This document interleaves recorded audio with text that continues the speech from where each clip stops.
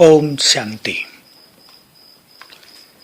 हम सभी को बाबा ने अपने महान कार्य की महान जिम्मेदारी दी है।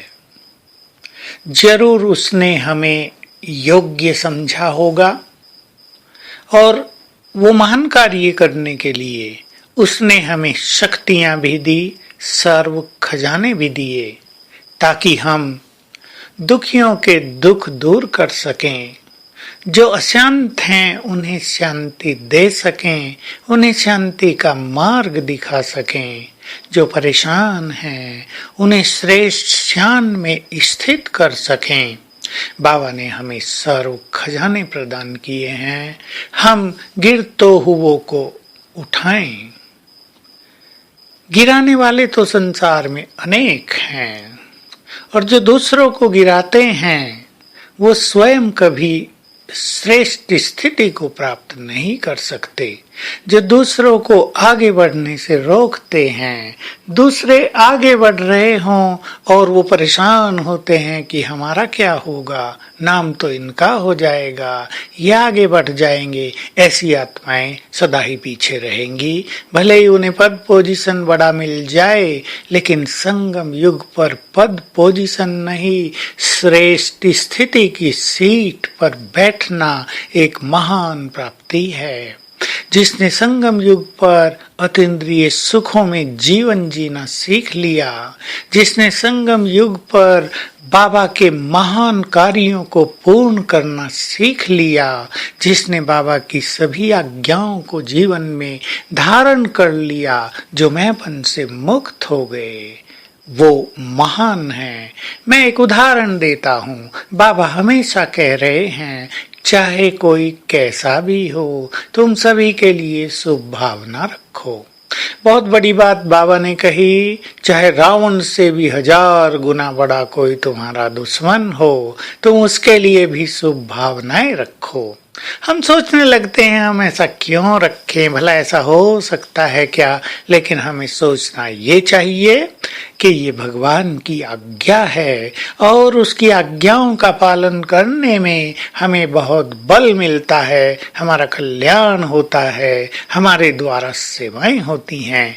क्योंकि आने वाले समय में सेवाएं केवल भाषण से नहीं, सेवाएं उनके द्वारा होंगी जिन्होंने स्वयं में सर्व खजाने जमा किए होंगे, जिनका चित्त दूसरों के लिए शुभ भावनाओं से भर गया होगा, जो योग युक्त रहकर इस संसार से उपराम हो गए होंगे, बेहद के वैराग्य में आ गए होंगे। तो हमें आने वाले समय की चुनौतियों को स्वीकार करने के लिए अपने को हर तरफ से समेटकर व्यर्थ से मुक्त रखते हुए अब सर्व खजाने जमा कर देने हैं। मैं कहूँगा, हे बाबा की बुद्धिमान आत्माओं, जिन्हें सद्विवेक प्राप्त हुआ है, वे आत्माएं अब संसार को देने के लिए तैयार हो जाएं। ऐसा समय भी आएगा जब हमें सेकंड में बीज रूप बनना पड़ेगा।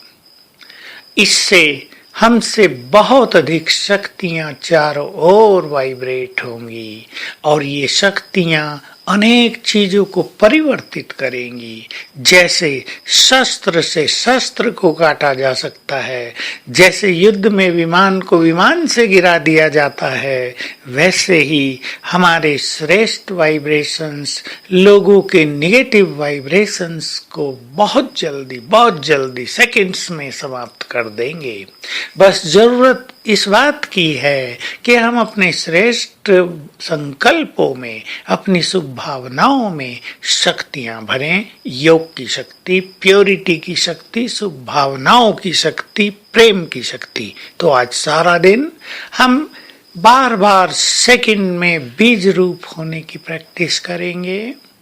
बीज रूप का अर्थ है निसंकल्प होकर बाबा के स्वरूप पर स्थिर हो जाना।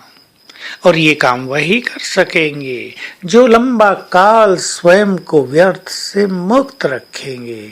जो श्रेष्ठ संकल्पों में रमण करते हैं वही सब संकल्पों को सेकंड में समेट कर बीज रूप हो जाते हैं। तो आज बार बार बाबा के स्वरूप पर बुद्धि को स्थिर करेंगे और फील करेंगे बाबा से रंग बिरंगी किरणों की पिचकारी, शक्तियों की पिचकारी मेरे ऊपर पड़ रही है। ओम शांति।